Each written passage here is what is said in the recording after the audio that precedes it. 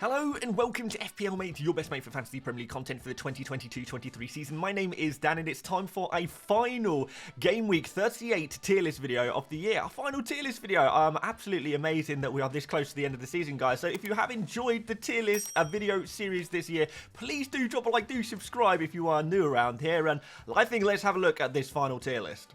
Alright guys, so as always, we've got 30 of the most popular transfers in for the game week, and we're going to put them on this tier list. I think this is going to be a bit of a difficult one, really, to call, because I can see a lot of rotation here and there, a lot of teams with things to play for, with things to not play for, I guess, European football, relegation. It's going to be a mad one, guys. But we're going to start off with the 30th most popular transfer in, which is David De Gea. And I'm actually going to put him in good transfer because out of goalkeepers, I feel like if you're going to go for a new goalkeeper this week, maybe you are concerned about some of the goalkeepers you have currently. I know Edison owners, Kepa owners, things like that, probably a little bit concerned, and you may need a new goalkeeper. I feel like De Gea is not exactly a bad shout to go for. I think Manchester United will look to finish the season off strongly, even if they, get their 1 point against Chelsea and they've guaranteed top 4, guaranteed Champions League football. They're a proud club. They will be looking to finish the season strongly and potentially even pip Newcastle to that 3rd place spot as well. So I think De Gea is not such a bad goalkeeper. I think there's a good chance of him starting in that game. And we know that Manchester United are pretty good for clean sheets at the moment, playing against Fulham. Not exactly the best attack in the league. I think this looks pretty good, to be fair. Next up, I'm going to put Van Dijk in. Probably good transfer as well, I guess. It's difficult to call a lot of these players this week, but certainly with Van Dijk, you're going to get a Liverpool defender. Liverpool defending quite well at the moment. They're playing against Southampton. Southampton just, look pretty well. They're not looking too good at the moment, not really looking likely to score too many goals either. So a clean sheet is definitely a real possibility for Liverpool, and you're going to get the clean sheet points, and you're also potentially going to get the odd headed goal from Van Dijk, something like that. You have to kind of make your own luck a little bit, and with Van Dijk, you could get a lucky little haul from him, and that's exactly kind of what we're looking for. Maybe a lot of us looking to get lucky for game week 38 to make a little bit of a difference to our scores. I'm going to put Almiron up here as well because I actually don't mind Almiron too much. With Murphy out, it does look like Almiron's locked down that right wing position, and he's looked pretty good since he's been playing there, since he's been back. He seems to be back in a little bit of form. He had like 0.5 XG, 0.5 XA in that last game for Newcastle the other day against Brighton, so I feel like he is back in business. I think he looked pretty good in that game. We could see a return of the Almiron we saw earlier on in the season, playing against Chelsea. Chelsea are obviously very poor at the moment. Maybe Almiron's a pretty decent pick for the game week. Next up, Ben Mee, playing against Manchester City. Don't really need to say too much about that. Why is he one of the most popular transfers in? I don't really know. So, yeah, fair enough. If you want to go for Ben Mee, fine. But, even up against Manchester City, even if City rotate heavily, I still would not be looking to pick defenders, especially 4.8 million defenders against City. I mean, what's the best that can happen in that game? What is it's game week 38. Let's take one more roll of the dice, and you're going to go for Ben Mee. Like, the best case scenario is you get a clean sheet, and even that's not very likely. 6-point ceiling. I don't think so, guys. Dwight McNeil, I'm going to put in a good transfer. The one concern is if Mykolenko is still injured for Everton, then McNeil could play at left back again. But at the same time, McNeil playing at home against Bournemouth, a hell of a lot to play for in this game. Must-win game, really, for Everton to try and get themselves guaranteed to play in the Premier League next year. It's looking like a dangerous situation for those near relegation teams, isn't it? But McNeil is kind of pretty much objectively the best attacking asset from Everton at the moment. We saw that again in game week 37. Only Iwobi was putting up better attacking numbers out of the midfielders and forwards, despite the fact that McNeil was playing in defence. So yeah, it's a case of McNeil really looking like the best attacker for Everton in a must-win game against Bournemouth. Just the one concern that kind of stops me from putting him any higher than good transfer is the fact that he might play left back if Mykolenko is still injured. But we'll keep an eye on that one. Hopefully get some early team news and see what that's all about. Alexander Isak, I think actually he's going to be a reasonably good transfer as well. I think when Newcastle have, guaranteed their top 4 position, which should happen today, Monday, as I record this video, I feel like in game week 38, we may see a little bit of rotation. Wilson maybe not playing in that game. I can definitely see Wilson potentially being rested. Or, maybe they don't. Maybe Wilson and Isak both play in that final game against Chelsea. Not sure exactly, but if Isak plays a striker against Chelsea, I mean, if any kind of forward player plays against Chelsea, you know, you're probably, you know, on for some pretty decent attacking returns there. I don't think it's too bad. Chelsea just looks so bad at the moment. Isak, you know, even if he's playing out on the left, it still you could get something from it. Calder Mitoma, I'm going to put him in optional. Numbers have not been amazing, and now the double game weeks are out of the way.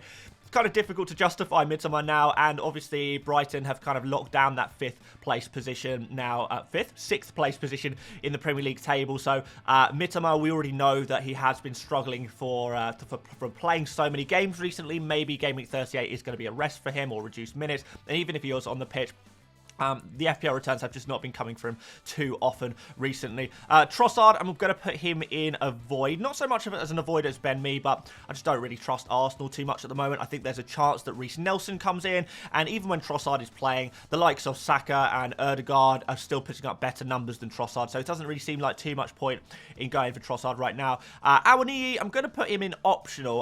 The only reason I'm not putting him higher, despite his good form, is there's nothing to play for Nottingham Forest now. They may be fully beached. You know, they're celebrating having stayed in the Premier League. What's going to happen next for them? Could see rotation, could see a you know, lesser motivation. They're playing away against Crystal Palace. Crystal Palace not the worst defense in the league, so I don't know if I'll absolutely love this.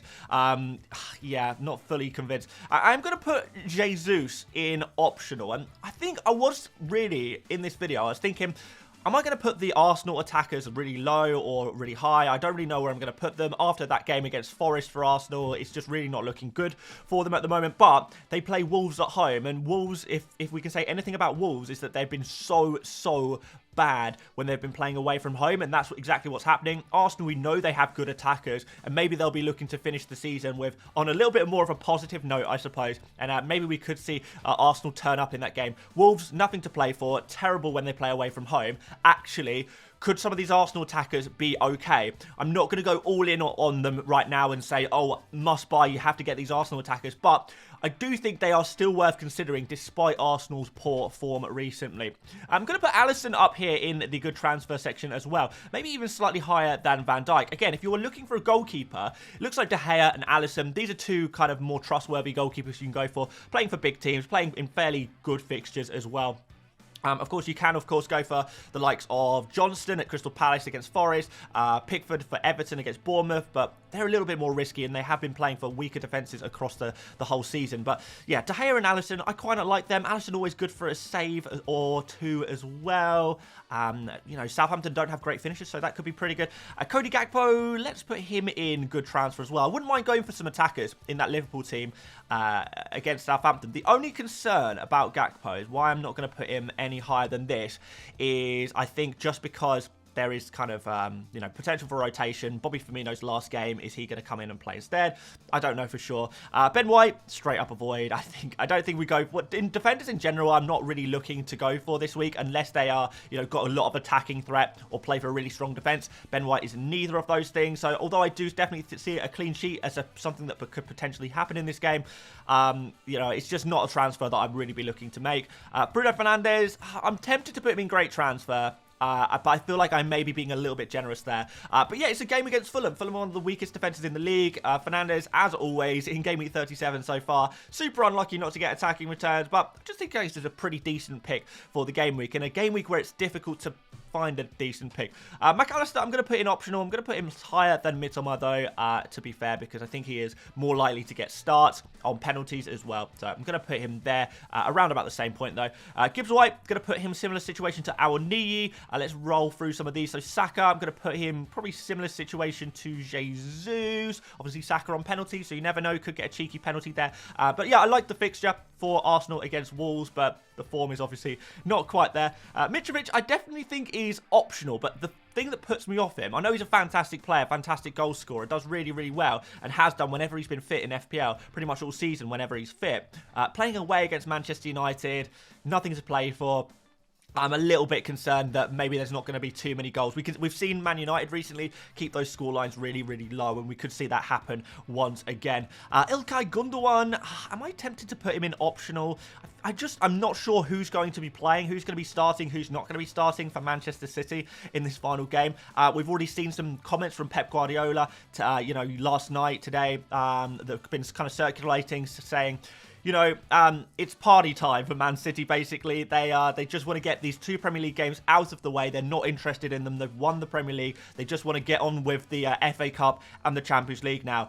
So we could see insane rotation for these final 2 games for Manchester City, and I'm sure not a lot of you guys want to hear that, but I think that is genuinely what could happen right now. The only thing is that Pep likes rhythm. He likes to build his players up, get him ready in the right flow, ready to win games and this, that and the other.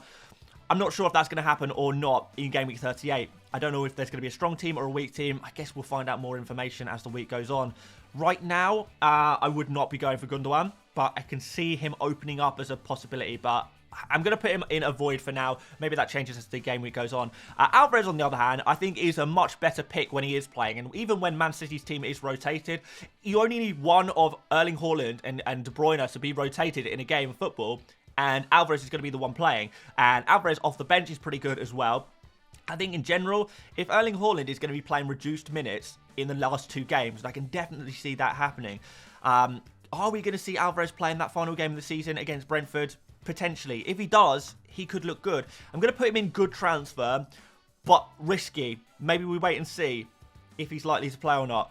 Purpose of Stupinian, don't think I'd be buying him right now. I think we're past it. We're past that point. Aston Villa away is the fixture for Brighton. Difficult game. Can definitely see Aston Villa scoring a goal in that game, and can't see really Aston Villa conceding too many in that game either. Although, on the other hand, Ollie Watkins, not really massively sure I would want to be playing with him either. So, I guess we can put Ollie Watkins in optional, but realistically, am I going for him right now? Probably not, so he'll go pretty low. Next up, we have actually finally got a player a little bit higher on the list, and it's going to be Trent Alexander-Arnold. I think pretty much a must-buy against Southampton. Really good chance of a clean sheet, really good chance of attacking returns. We know what he's been like recently. An unfortunate 1-pointer in Game Week 37, but that does seem to be an anomaly. Overall, over the last few weeks, maybe even the last month or so, it's been really good for Trent Alexander-Arnold. He's been doing amazingly. So definitely a player I'd want to own. The potential for attacking returns means that I think, with the clean sheets as well, means that he is one of the few defenders that I think is really worth actually making a transfer for if you don't have him already. Harry Kane, I'm actually also going to put in great transfer alongside Fernandes, slightly ahead of him. Kane just been doing so well recently. Leeds showing their defensive fragilities once again against West Ham. They're just a poor defence. They really are. It's unfortunate for them, but that's kind of the situation that we're dealing with right now. And Harry Kane is just so underappreciated in FPL. He's doing so well, so consistent, creates his own chances. I know people hate Spurs. I think Spurs are a terrible team. That's absolutely fine, but that doesn't mean that Harry Kane is impacted. Harry Kane is on 28 goals this season. That is no joke. That is serious. Assists as well he gets. He's ludicrous against one of the worst defences in the league. I know Leeds have a lot to play for, but Spurs technically have a chance of some European football there as well. That maybe they'll be trying to go for that. Kane, potential last game at Tottenham Hotspur, full stop. It's a huge one. It's a huge one for Kane. I like this pick. I'm going to probably rustle some feathers here, but I am going to put Bryan Mbeumo in the good transfer category.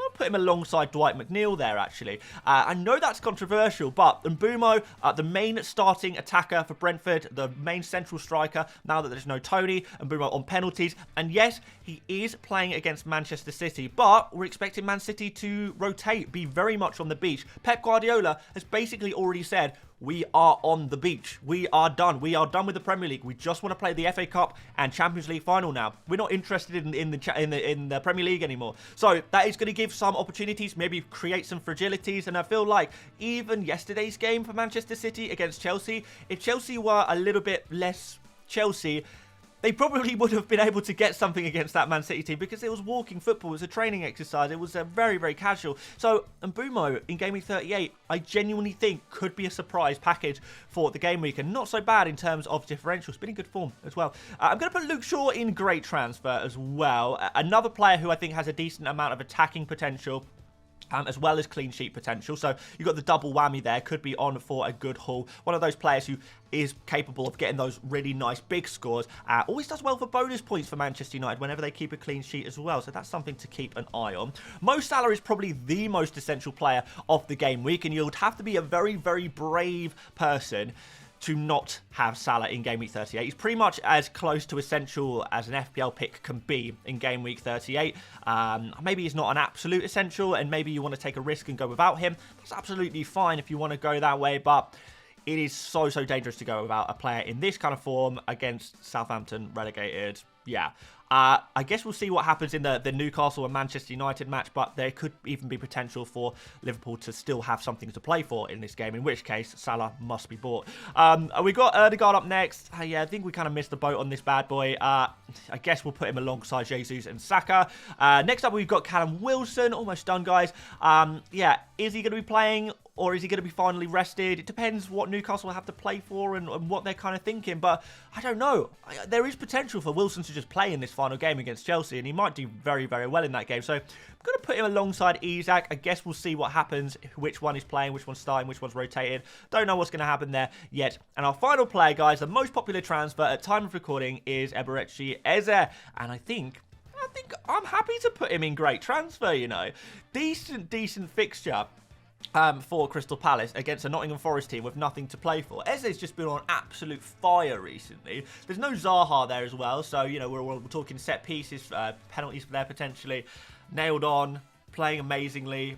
I don't know, that could be a really nice transfer. It really could. I like this final game for Crystal Palace a lot. So, yeah, given his price in particular, straight in there, a great transfer. I like that one. That's a pretty easy, great transfer. So, yeah, as you can see, guys, we are kind of weighted towards the bottom. We haven't got too many must-buys, not too many great transfers, and even some of the good transfers are kind of risky for this game week. There's a lot of differentials in here as well, and there's going to be even more differentials we will be speaking about in videos this week. So, yeah, it's going to be a bit of a mad game week 38, but I'm looking forward to it. This is my tier list for said game week 38. Thanks so much for watching this series this year, guys. I hope you have enjoyed it. We are going to be bringing it back for the 2023-24 season. As long as you guys want it, at least we'll do a couple of pre-season videos for the tier list. But yeah, let me know what you thought about the tier list videos this season. I should let you know, guys, that we will be streaming tonight after the Newcastle versus Leicester game. So do make sure you join me for that one, and we'll have a little bit of strategy chat after that game. And don't forget, I also uploaded yesterday the best possible team for Game Week 38. That video is up live on my channel if you want to go and have a look at that as well. But aside from that, guys, please do leave a like if you enjoyed. Do subscribe if you're new around here. Thank you so much for watching once again, and I will see you later, mates. Bye-bye.